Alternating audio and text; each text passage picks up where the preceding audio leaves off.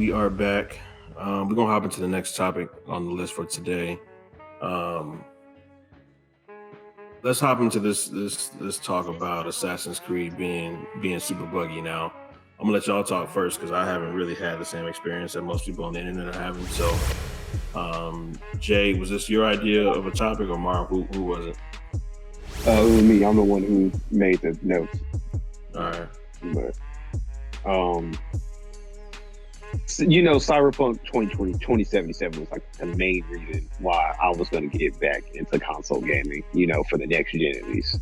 And I think the debacle behind Cyberpunk is, I wouldn't say it's not a failure because it's working for a lot of people, but it is a huge disappointment though. Like very much so that, this game was announced in 2012, 2013, and here we are in 2020. And they dropped the ball and had all the time in the world. I think from what had happened, in my opinion, the game wasn't ready and they should have just delayed it even longer. But that's just me. Another point that I make is that honestly, I don't know why they made Cyberpunk for the Xbox One, day one, and the PS4 period. Like, just eliminate the last gen, in my opinion. Unless it's literally like the pros, and that's it. I just feel like that was a ignorant move for them to try to get all of this money, but it's just like you literally lied. Your company CEO says, "Oh, like the game runs great on previous generations," and it didn't at all for anybody. And it ran so bad that Sony, which they rarely do this, right, took the ability to buy the game off the marketplace. There's been crappier games than Cyberpunk that still remain on the marketplace, but Sony did that to them. Like, that's a bad look, man. Like a super bad look. And just for some of the bugs that I've seen, a lot of them I think are just kind of minor things, but a lot I've seen are just like ridiculous, like cars just magically appearing out of nowhere and people crashing into things, people turning around and like literally crowds of people like disappearing. Like you literally walk through a crowd and after you pass these people, you turn around, it's completely empty, like on screen. The game just freezing and dropping frame rates, graphic glitches, like voice glitches. It's just so many bugs, and they're trying to get these patches and everything to correct the game, but it's kind of just like I'm tired of game titles creating so much hype to get people to buy and then they underproduce. That was the same gripe I had with Grand Theft Auto 5 when it first came out. Like, you hyped this up for GTA Online and it didn't work for like 3 months. And then by the time it got super dope, I'm like, bro, we a year and a half, 2 years past really trying to fool with this game. I don't care at that point. It's like, why don't you just give me the product up front already good? I don't care if I have to wait for it. Just give it to me with it straight versus give me something half-assed and then be like, oh, well, we're going to make up patches as they go along. And I just got to like grind and grit through it. Like, that's not right. You want my money instantly. Why can't I get a full product and my money's worth instantly?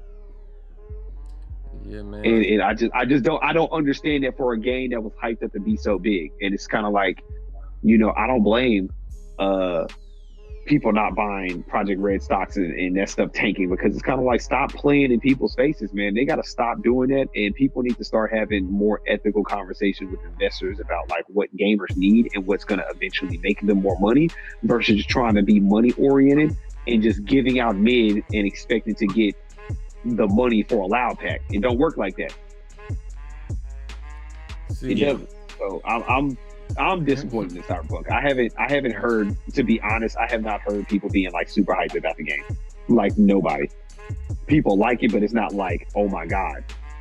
It's no nostalgia at all. It's just people just like, the game's cool, it's bugged, it's certain great mechanics, and it's still a great game, but it's like, it's not the same nostalgia as what people were talking about when Red Dead 2 came out.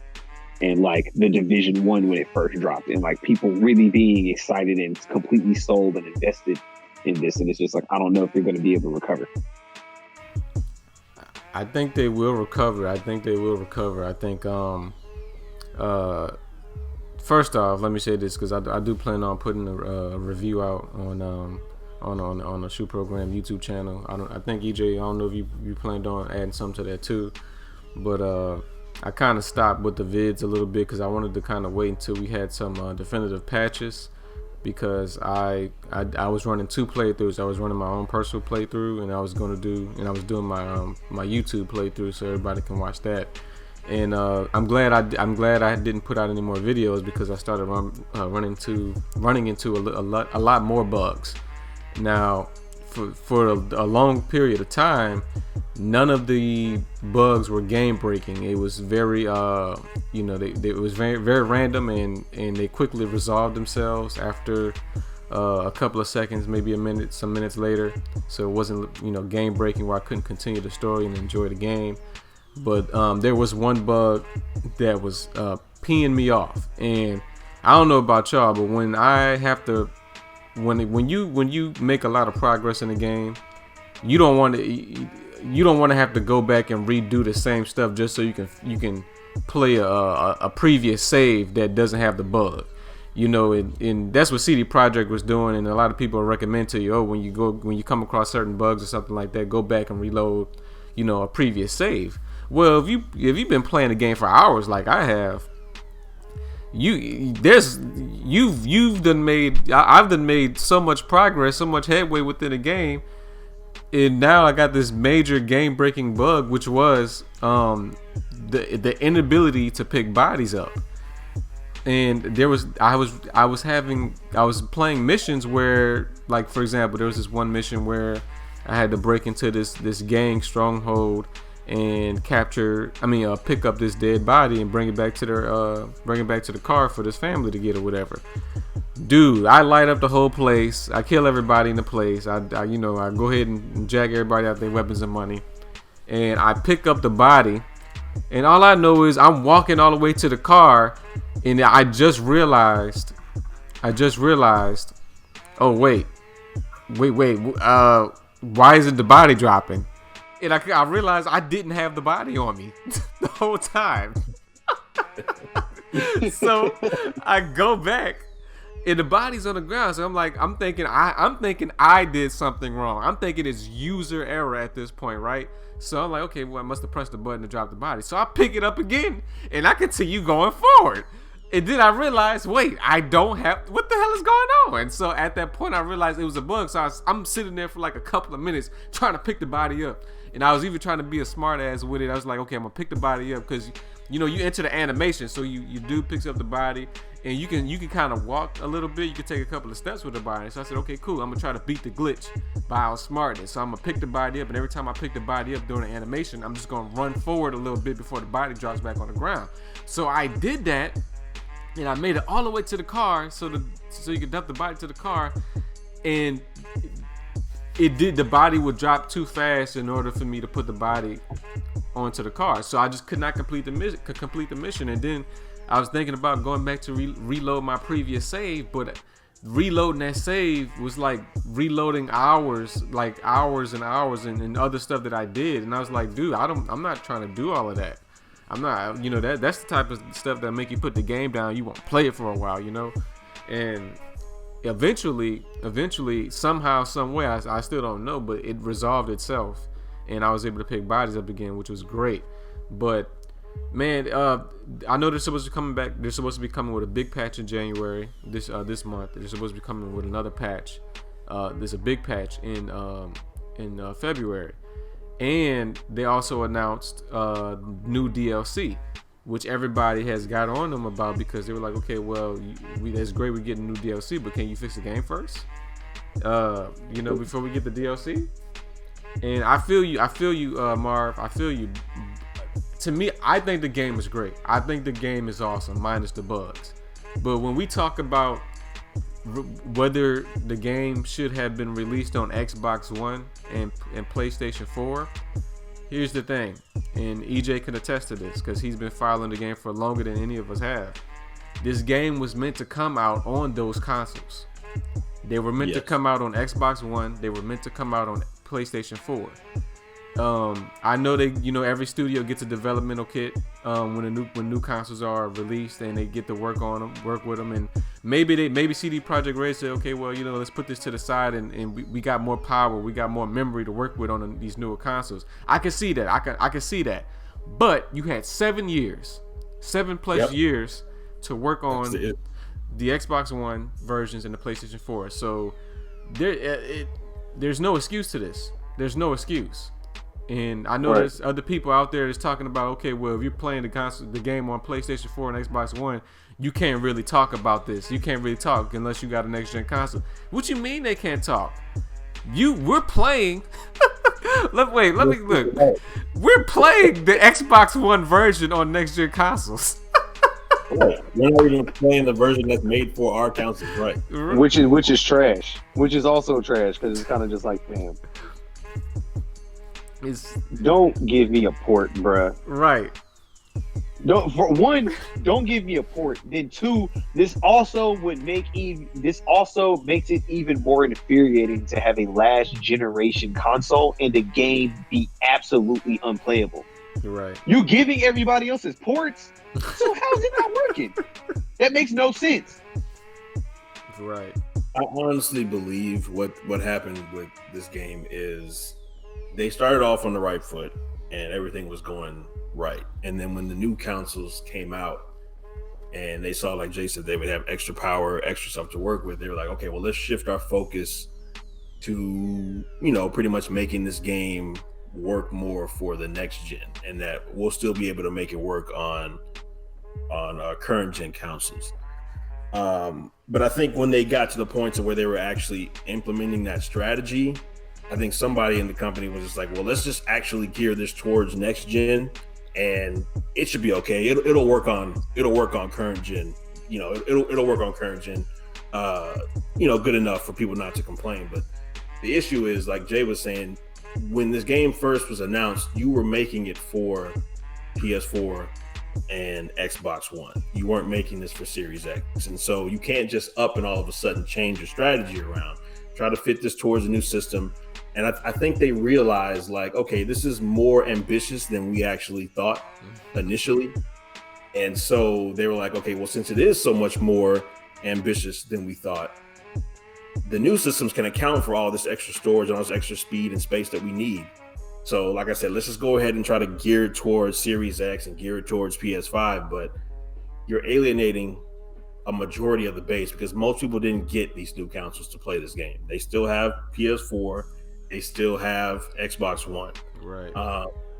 And it's stupid, like you said, Jay, for them to say, well, if you have the first gen Xbox, because we all know, our friend, my cousin Greg, he had the original Xbox up until not too long ago. He had the day one edition. So there are still people out there that have the first day one edition PS4 and Xbox One. But right. So let me say this too. Do you remember when Cam was downloading the game and he was like, wait, this is the Xbox One version? Right, he said that, right? And I was like, but honestly, you can't even be mad at him because most games that we're downloading and playing nowadays, they have two versions. So when he said that, it's like, okay, you explain to him what it is, but you can't be mad at him because all the games that we're playing, they say there's an Xbox One version, there's a Series X version, there's a PS4 version, there's a PS5 version. So like, I totally get where he's coming from, like with that question. Right. Like, my whole thing is, you should have focused on just making the game work for last gen. And even if you couldn't come out with a Series X and PS5 version until midway through 2021 or end of 2021, because you're not giving us multiplayer and DLC right away anyway.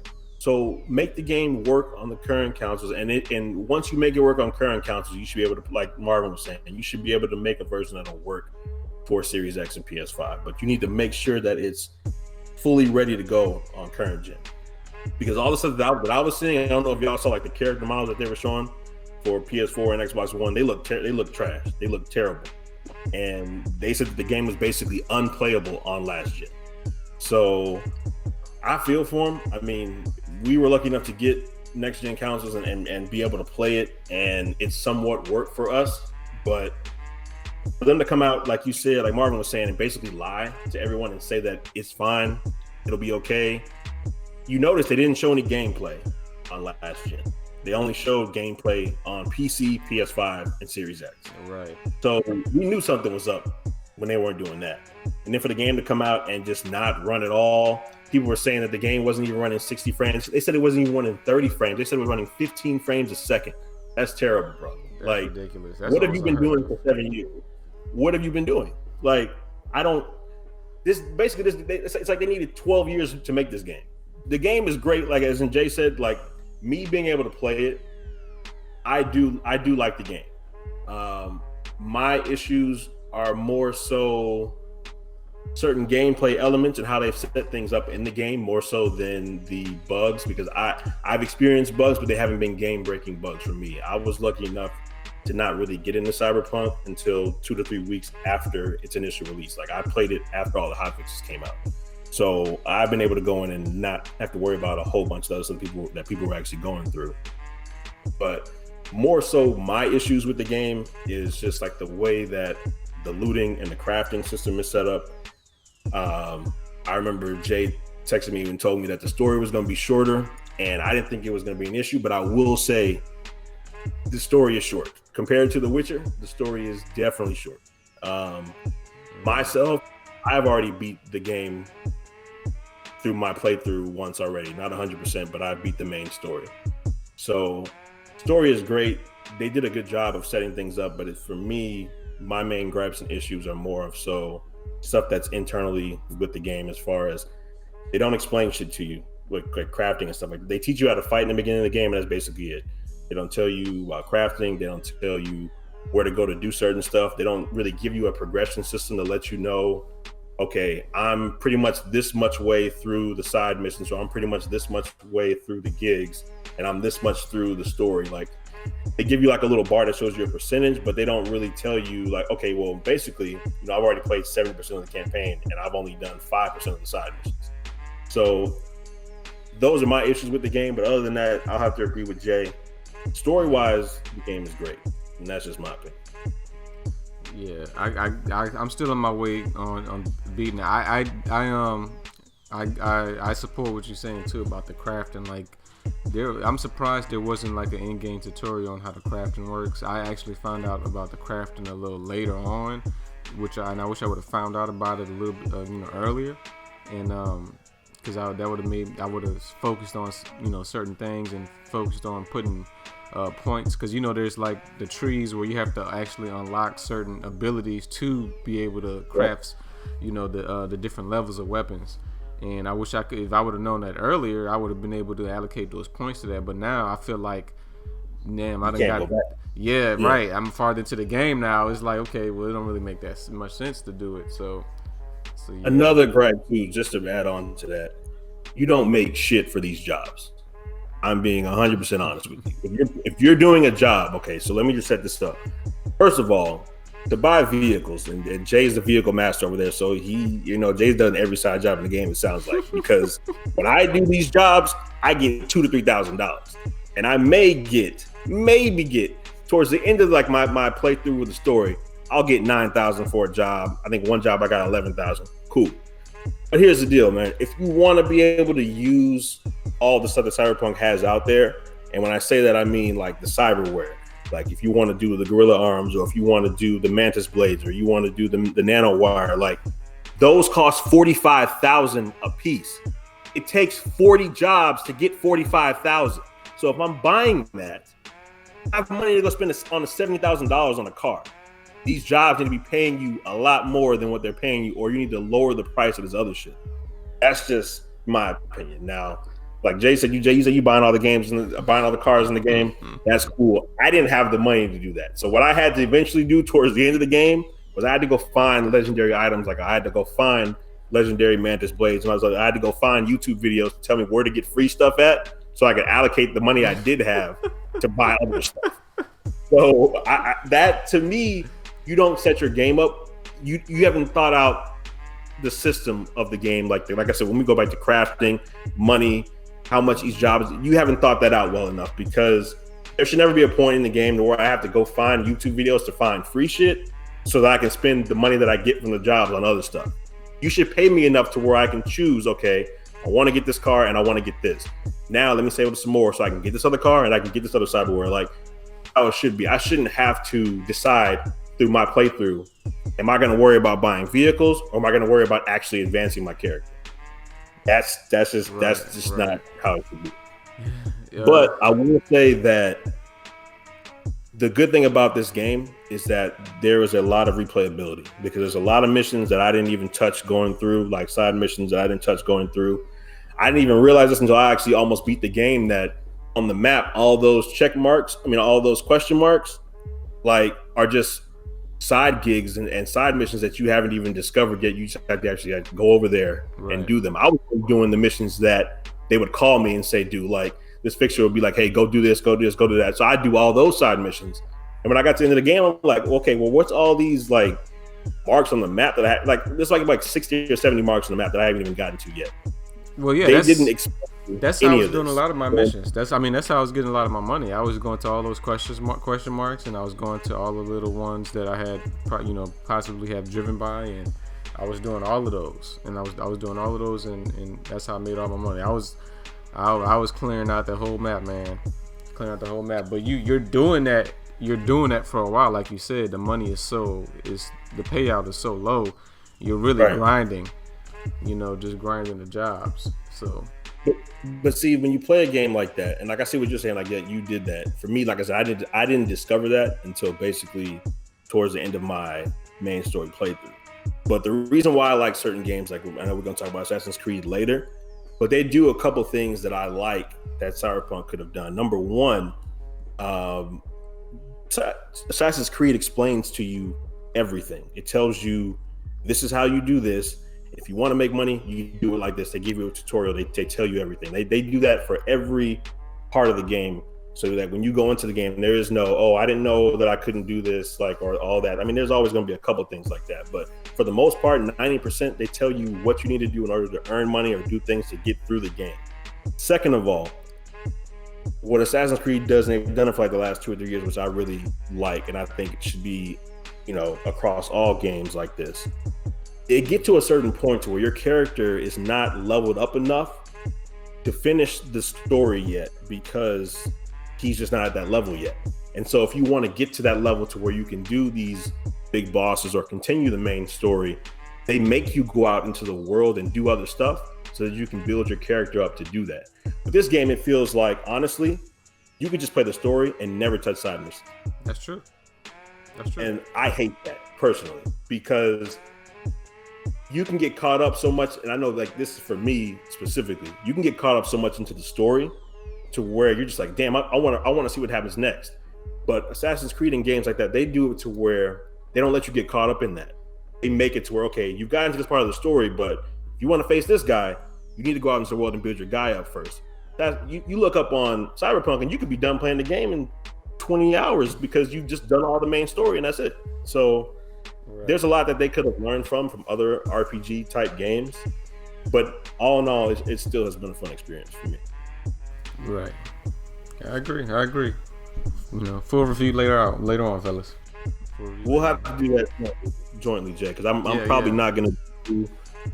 I had some technical difficulties with my videos on the first playthrough with my computer and stuff like that, with the files being corrupted. But I'm probably going to actually do a full walkthrough, and we can do that review once they put out the actual Series X update. So cool with me. Next on the list, we have basically, was buying next gen consoles worth it right away? Cam, how you feel about that, man? Yeah. Still better than the last gen, so definitely worth it. But would you say they've given you enough to warrant you spending basically $600 per system? I don't see it. Well, I don't see it. We're getting ports. We literally just had a conversation about they're literally giving us ports for games to play on next gen consoles. So it's kind of like, why am I having this if I'm not even buying a product that technically is made specifically for this machine? but that's kind of how it was when the I mean, every cycle it kind of goes like that.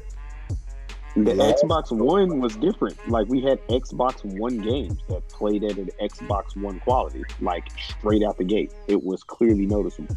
I mean, will- that- It's noticeable. Games that were optimized for Series X. You said what? So there were a few games that were optimized for Series X when it came out. But this is mean- what I'm saying. They're masking that term optimization and like, oh, well, we're just boosting like certain aspects of it to make it seem optimized, but it's not though. And that's what's been the debate. You know what I'm saying? Versus, and that's, you know, I've seen that with people who are like, folks are just like, well, okay, if I'm looking at the PS5 and I'm looking at the Xbox, you know, Series X, like these games, it's kind of like a lot of people are just like, bruh, I might as well just get a PC if I'm gonna go through all this shit. I will Like say, just bypassing all of that because it's just like I'm sitting here waiting. Like this system has the power to do this, and it's like, well, why But what aren't else these you gonna games? do though? What else you gonna do? Just keep the old Xbox and keep making games for that and not They're release. gonna be doing that anyway. That's what I'm saying. So what's alternative to not getting a console? Just keeping the other one. I mean, it's not. I mean, I guess everybody would have kept playing, even if they came out with more games. Everybody would have kept playing. I mean, I don't really look at it as like for me. You get better. Yeah, it's masking, but you know, if you want more, you still get higher speeds. You still get better graphics. I mean, it's. I'd rather play a game on this than anything else I've played on in my whole life. So I will have to agree with Marvin on the fact that I do feel this is the first console generation launch like this to where they've been doing that whole masking optimization BS, because when Xbox One came out from 360 to Xbox One, there was no mistaking and no issue. You knew that when you were going to get the Xbox One version, it wasn't a 360 game. And the game looked different, a lot different on 360 than it did on Xbox One. When this shit came y'all on that. it sounded like they were talking about, oh, this game is optimized for Series X. And then you start playing it and you're like, okay, really the only optimization is I can quick resume on this game and I couldn't on the last gen. Right. Like there's it's no perks. It looks How are you gonna, what is warranting these companies to give to make me have to pay $500+ to get this system right now immediately? Like, because you know, looking back on it with how they were marketing, like Xbox, to be honest, like what they stand on is Game Pass, and even then it's kind of just like, okay, you know what I'm saying? Because my thing is like right now, literally, bro, like if we're looking at performance, right, and we keep talking about optimization and masking, these games aren't even optimized. We know that and you want to know what's crazy? Sitting back thinking about it, we knew that wasn't going to be the case, because what was the main thing we was debating about when we were all trying to figure out what we were going to get? Bro, these games are getting bigger, but these systems aren't having more memory to be able to store on them, and they're making us pay money for it. If a game is optimization, if you're looking at tech, typically means that, hey, I get more performance and more space in a smaller package. Right? You can look at it from basic things like cell phones to watches to laptops and things of that nature, right? But with the Xbox, it's like, okay, we make this game system smaller and cut the memory, but yet it's supposed to perform like more. Then when you sell me a game that you say is supposed to be optimized for the system, how is it gigantic if it's a port? That doesn't make any sense. So what is all of this data consisting of? The games do kind of. I feel you on the games. Cause I was looking more from just the system itself. Cause the games, shit. I mean, sure, we've all been complaining about the games. Like that's a different topic. I don't think the games are worth it, but I mean the system as just itself. like speed. That's what you talking about, Cam. Like, Yeah, I was just talking about like the way it functions, but yeah, because the game, I ain't even want to get on the games because I've spent 30 minutes in the store trying to find something to download that I might want to play. See, it's really a money thing, man, because like you were talking about with the memory, Marv, the memory and stuff. That's all. That's all money. If you got to put another terabyte inside the Xbox, then that's more money that Microsoft has to spend on their end. That's more money that's coming out their pocket. That's why, that's more money they're gonna charge you. Yeah, so they rather crazy, right? Right. So they want you to pay them for those extra features. It's just like how we talked about this before. Just like how they removed the audio auxiliary port. That was going to cost more money for them to add that into the Xbox. So they took it out. So you got to think of the alternative. So is I will tell you like you said, games is a different conversation. And I think we would have a better way to converse this if Xbox actually like released a full-on made for Xbox exclusive, which we were expecting Halo, and it got pushed back. And I think if Halo would have actually came out and on launch, we would be having a totally different conversation right now, because we would be actually seeing the Xbox at its full power with a game made from Microsoft for its console. And but it was still supposed to be released on last gen though. So what I want to do is get to a point to where there's a game that comes out that's only for Series X. Exactly. Right, but also we also talking about all the next gen. So we got to make sure we have PS5 in here too. And Demon Souls? Demon Souls is the first game.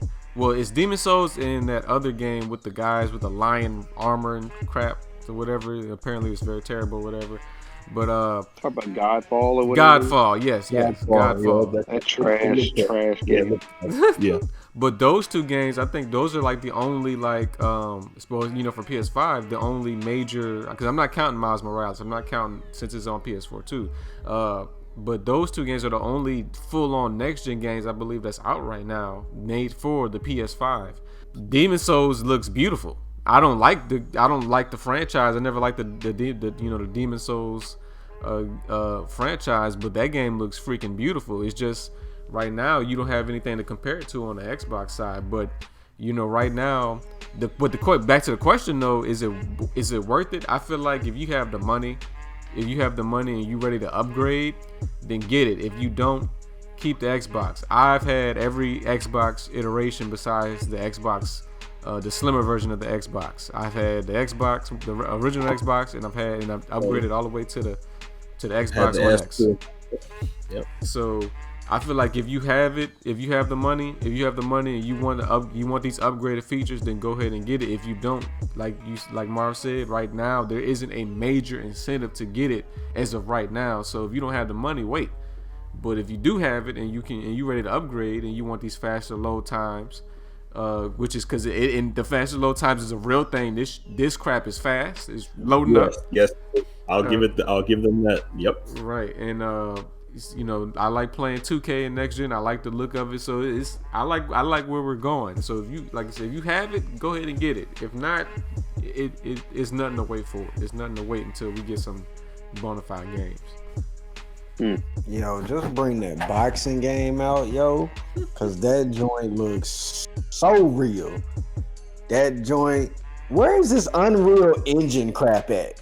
Like, where is that at? That's what I want to know. Because they right. I ain't seen no game with that yet. Where is that game at that everybody was like they were hyping up? Like the one with the chick going through all the rocks in the cave. Yes, bro. That was PS5. That was a PS5 tech demo. Okay, where's the game at though? It wasn't a game. Right. It wasn't a game. It was just a demo. Apparently, it was just a demo, but apparently I think they are making a game based off of that demo. I don't know what's gonna come out, but I did hear that. But yeah. Man, give me an army of 2, but make an army of 4 this time or something, man. Or keep it an army of 2. It don't matter. The game was lit. Yes, it was. Like it's like every game nowadays is the same thing. How many of these little arcade looking games, or how many of these wizard fighting games, or like, bro, everything's the same. Like, Jesus, man. Did you say wizard fighting? I mean, bro, wizards. Think about it, bro. On E3, when we watched E3, talking about the Harry how Potter many game? of the games were like it was 50 games. It was probably 30 of them were the same game.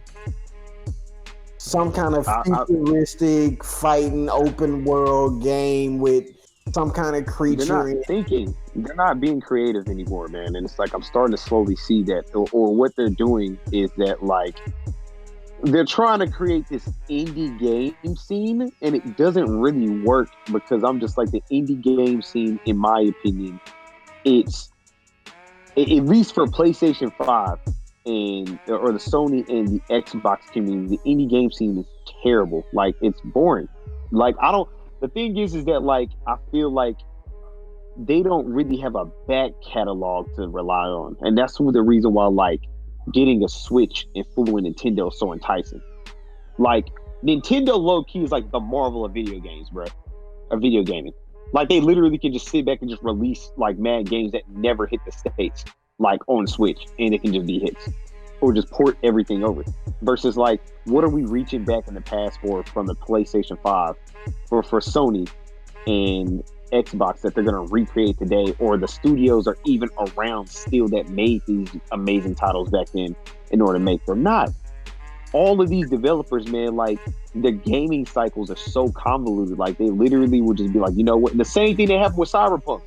The reason why Cyberpunk kind of got crappy is because, bruh, they had to rush into doing it. All of those same devs were working on The Witcher and The Witcher 3. And they barely got, really kind of got like a full Cyberpunk cycle because they still had to deal with The Witcher 3, what was it? The Wild Hunt? That whole expansion pack and that DLC, and trying to finish that off, and then they just kind of just ended that abruptly. It was like, we had to end this in order to start Cyberpunk, and it's kind of just like, there needs to be something where they can cut down crunch and just honestly spread out the time to develop a game truly, and to be able to make more compelling content versus like, okay, we're going to cut down the story, we're going to cut down something in the game just so we can kind of just get the fuck off of it, and let them do what they're going to do. Because it's kind of just like, we're seeing that slowly break down in so many categories. Like, I mean, just think about it. It doesn't even make sense if you look at the kinds of games and the kinds of players on each console and what they gravitate to play. Like, it's very weird to me that like we get on YouTube and literally like there may be like 3 top gaming communities: the COD community, people who play Fortnite and like Apex and all these other games, Warzone, and then you got 2K, and then that's it. How? That doesn't make any sense, bro. Well, how are you having just communities around, or you do have these communities and it may be niche based, but the thing is that like, it doesn't make any sense that these games are so far that like we only have one group of people playing them. I remember when everybody played, like, I remember when dudes who would still just be religious Madden players and like NBA Live players, they would at least try out other stuff. Now, games are so crappy and just so ridiculous with how they suck people in and continuously not give them any value, but people still play them. They're like, nobody plays nothing else. You got people who buy a console and just play Call of Duty. That's the only game they play for the entire life cycle of the console, which is nuts. I think, you games like 2K, games like Call of Duty, they're just pick up and play. So you're always gonna see them. You're always gonna see them in YouTube, and they're gonna have bigger communities than most games because they're just pick up and play. There's not a lot of depth into those games. It's just like Fortnite. Fortnite got big. It's pick up and play, and it just appealed more to kids. So you're gonna, those communities are gonna be bigger. But to what Cam said though about like all these games that are looking kind of familiar with these open worlds and stuff like that. These are the types of games that's making the money. And then if you notice anything about the gaming these gaming studios, they want a formula that works. That's why we seeing the whole we talk about microtransactions all the time. That's why we always seeing these games with microtransactions, because people buy it. And these open world games, people love them, and you're gonna make games that's gonna appeal to people that you hoping to buy the games for. So we're gonna be seeing that for a long time. Like you said too, Marv. These studios do need to figure out something where they can let their investors understand, like, hey, we need to, in order for these games, these IPs to be the best we can be, we got to put that love into them. We got to put that attention to detail when we developing these games, and not working on speed and focus on the quality of the game. Because right now it's just like, for example, we haven't heard, everyone keeps saying, okay, when are we getting the new GTA? When is GTA 6 coming out? I heard GTA news all the way back in GTA 6 news in 2014. And it's 2021 now, so I'm happy that they're taking their time. Like you can tell that Rockstar is taking their time with that game, and it's the same with. Not to cut you off real quick, but here's the thing, though. We waited 10 years for Cyberpunk, and you see what's going on with that. So that doesn't guarantee. That don't mean nothing, right? Guarantee that GTA 6 is going to be fired. GTA 6 come out with the same bugs Cyberpunk has. GTA 6 can come out with bugs. We're going to get a fire story, and then everything else surrounding that game, I guarantee you, is going to basically be riddled with microtransactions and suck. I'm not even worried about that. That's just what it is. But the online multiplayer will not be ready day one. I can guarantee you that. At all. It won't be ready for the first year. Like, let's just be honest, which is insane to me, man. And my thing is that this is the point that I don't like about microtransactions, bro. I understand that these devs want to make more money and they want to make it quick and fast, but I'm just like, dude, put some of this stuff behind the grind wall and call it a day, bro. Like, I don't care that a dude, because it's almost like, if you can't beat them, join them. That's what they're doing. So it's like, okay, you play somebody, and this goes back to those patents that I told you about, right? So here's something that somebody explained about this patent and how they work. And it's kind of worked, and I kind of saw this back in the days when you're playing Call of Duty and you have the season pass, you got the DLC, right? So what would happen is that they came out with an option to where you could turn the DLC off and just play people who just didn't buy the season pass and got into it. But the thing is, though, is that if you turned off the DLC, you just turned off the maps. You didn't turn off the content that came with it. So what'll happen, right, is that these people who never bought the DLC, they don't really know. Some people just genuinely didn't know what came with it. So say, for instance, I bought the DLC and I got like one of these new guns that came with the DLC and like these, these camos, right? They kill me and pick up my gun. They're gonna be like, what the heck is this? And they're gonna do research on it, right? And then that's gonna make them buy. And you got another customer. And that basically keeps continuing. And they use these algorithms to put more product in front of people's faces to buy versus just like, I remember there was a time when you just had to grind for everything. You want the gun, you played for it. You want the paint job, you played for it. You want this, you earned it. Like, I don't understand this whole notion just like, oh, well, I'm going to just let my kids grab my credit card and spend $200 on like 80 battle passes and get stuff that they barely even use. And then what's even crazier now is that like they're getting a competitive advantage from this too now. So people are getting guns in DLCs and in battle passes that are better than regular guns. So it's like you're forcing people to have to buy because like, bruh, it's just like you see on COD. People play with specific weapons now. I remember that wasn't a thing. I remember there was a point in time in COD where everybody played with everything. Like, yeah, people just trying out guns. There's no need to do that now. It's like, oh, everybody using DMRs because DMRs are up. I gotta use DMRs because if not, I'm just gonna get smoked everywhere. So I have to play like this. I can't do anything else, and it just tarnishes the quality of games, man. The games that are lasting, bro, are these ones that honestly, man, single story games, man. All these AAA titles, man, these open world games and how they trying to play it, they're just gonna be money pits after a while. Yeah. They're gonna be money pits.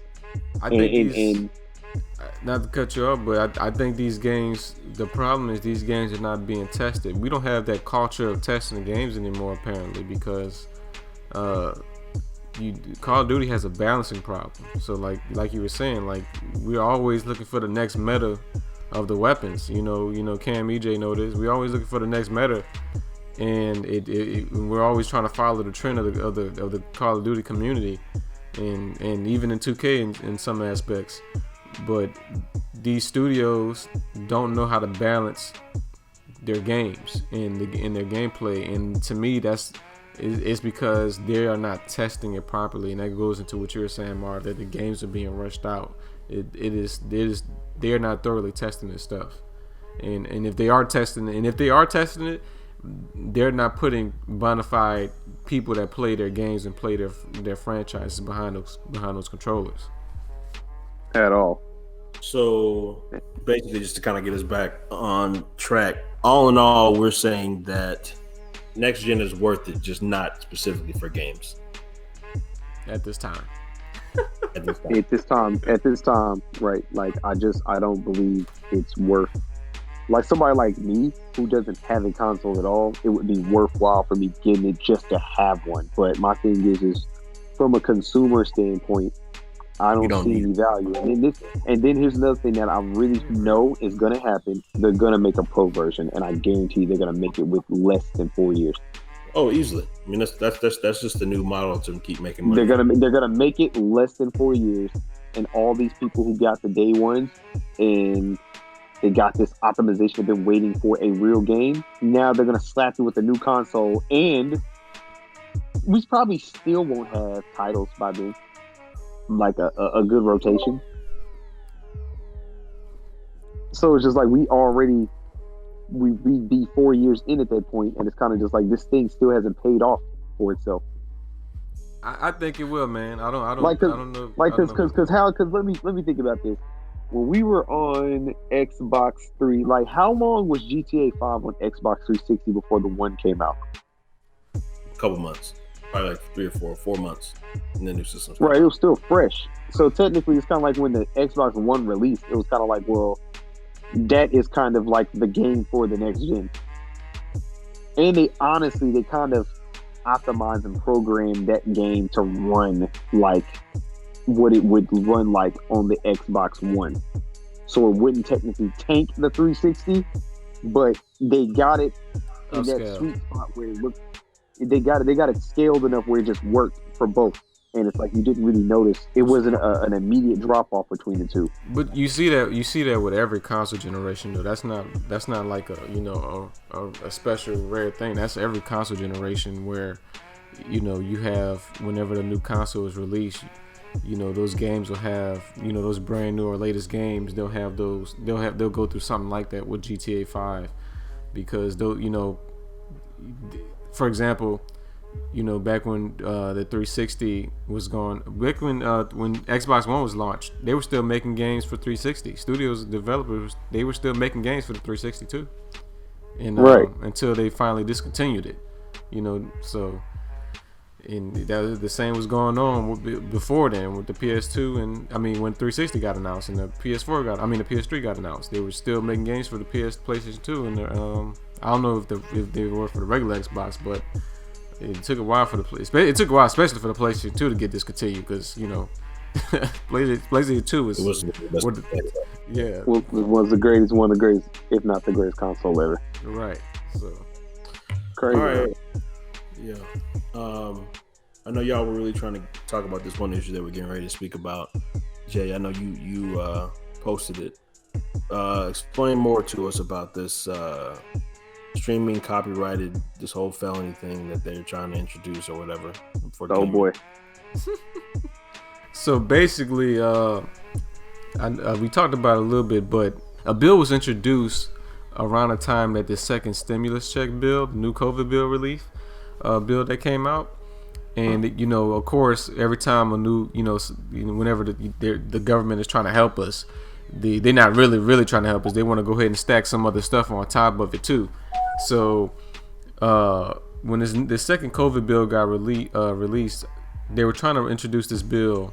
When it was getting drafted, they were trying to introduce this bill where streamers would now be penalized with felonies if you were streaming content, original, IPs, whether it was music, whether it was movies, which I was understandable for movies, of course, but even video games.